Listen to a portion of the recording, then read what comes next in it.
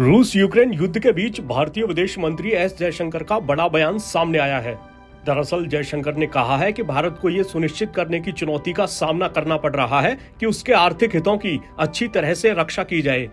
जयशंकर ने कहा कि यूक्रेन संघर्ष के चलते अंतर्राष्ट्रीय स्तर पर तेल की कीमतों में भारी इजाफा हुआ है, इसलिए भारत के लिए अपने नागरिकों को तेल की बढ़ती कीमतों के बोझ से बचाना भी एक महत्वपूर्ण चुनौती है।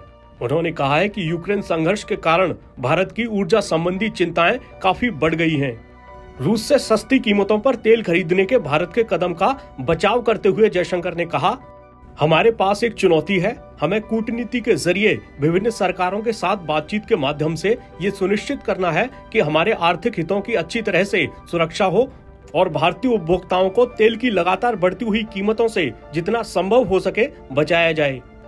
विदेश मंत्री ने कहा कि मौजूदा समय में दुनिया वैश्वीकरण के दौर में है और अगर दुनिया के एक कोने में कुछ होता है तो बाकी सभी इससे प्रभावित होते हैं। उन्होंने कहा कि ऊर्जा के संबंध में भारत के राष्ट्रीय हितों को हर संभव तरीके से पूरा करने और उसकी सुरक्षा सुनिश्चित करने के लिए सरकार पूरी तरह से प्रतिबद्ध है।